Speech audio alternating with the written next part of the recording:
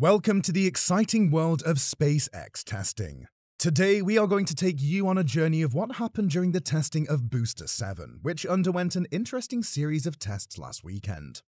It all started with the usual tank farm venting, but before loading cryogenics onto the booster, there was another full-speed booster quick disconnect, or BQD retraction test. Shortly after that, the venting increased, and a frost line appeared on the liquid oxygen tank. But the testing didn't stop there. SpaceX went ahead with a single-engine spin prime test, which lacked the usual force associated with a spin prime. This test is where turbo pumps are brought up to speed with propellant flowing through without ignition. What was interesting about this test was that the fire suppression system wasn't running, which is unusual. Testing continued with another BQD retraction test, this time with the cryogenics still loaded in Booster 7. This wrapped up the testing for the day, but there was more exciting news from SpaceX's senior advisor, Gary Henry, who revealed that both the Super Heavy booster and its launch pad were in good shape after the 31-engine static fire. This was the last big hurdle to pass, excluding the final approvals by the Federal Aviation Administration. The testing continued on Tuesday, and this time it was Ship 26 that was put to the test. The suborbital tank farm came to life with a few vents on Pad A. Soon we got confirmation that the teams were loading cryogenics into Ship 26, most likely liquid nitrogen. Over the course of a few hours, the oxygen tank was almost completely filled, and before long, frost on the methane tank began climbing as well. This was a pretty neat effect because it almost appeared like the vehicle had 3 propellant tanks. Of course, that was just the way the frost was melting, but it did confuse a few out there, I'm sure. But this raises the question of how SpaceX performs the thrust puck testing at Macy's. The answer is pretty simple. During the suborbital hop period, SpaceX only performed the puck testing on a new revision of the ship. With the design maturing now, hopefully this shouldn't be necessary for each new ship. All this talk about these ships might have you wondering how Ship 27 is doing. Well, this week its tank section, made up of its thrust middle liquid oxygen and common dome section, was moved inside the highway. SpaceX had the top of stating that the stack was imminent, and that now brings the fully stacked ships to 4 in total.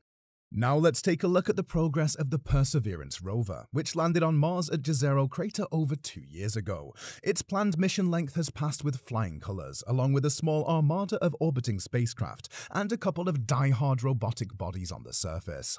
Perseverance continues to break new ground in our current goals to study the Martian environment. Its primary mission is to explore the ancient river delta that flowed through Jezero Crater approximately 3.5 billion years ago. Hopefully, it's going to find evidence of the past existence of life, all to help answer the question, are we alone in the universe? Following the progress of the Perseverance rover with its little companion, the Ingenuity helicopter, over the last 24 months, it has been both jaw-dropping and awe-inspiring to see these missions often stealing the limelight with this fantastic display of extraterrestrial aeronautics. Ingenuity's design turned out to be so robust that its initial mission goals have long since been superseded by its current missions. Dozens of successful flights, each often longer, higher, and faster than the last, these missions have opened up new areas of exploration and study for future Martian missions. Returning to the Soyuz missions, the crew aboard Soyuz MS-22 experienced an unexpected issue with a leak. A brand new clip showed the coolant leaking out of the radiator of Progress MS-21. While the leak in Progress MS-21 didn't seem to be as intense as the one in Soyuz MS-22, both leaks occurred in very similar places to each other, raising questions about their causes. Roscosmos stated that the cause of the leak was because of some external influence. However, the puzzling thing is that the chances of the same problem happening twice in a row in a very similar spot randomly seem quite unlikely. It's possible that debris from the destroyed Cosmos 1408 satellite back in 2021 caused these issues. Of course, Russia decided to destroy this in a demonstration anti-satellite missile test, creating a huge cloud of debris that could contribute to such a problem for any vehicle with intersecting orbits. The rescue mission for the first damaged Soyuz MS-22 was the unscrewed MS-23, which was filled with cargo for the ISS. It was prepared to launch from Baikonur Cosmodrome in Kazakhstan later that week. The crew of two cosmonauts, Sergei and Dmitry, along with NASA's Frank Rubio, now have their new return vehicle to come home in. Their damaged craft, MS-22, is going to be returned autonomously sometime next month, after they rearrange all of the seat liners to go into the new vehicle. However, the crew is going to need to stay aboard the ISS for a lot longer. Their return is now scheduled all the way into September, right when the Soyuz MS-24 will fly in with a new crew. They obviously would have been flying on MS-23, so this is a much longer mission than any of the crew would have initially expected. They would have normally been returning home in the coming weeks.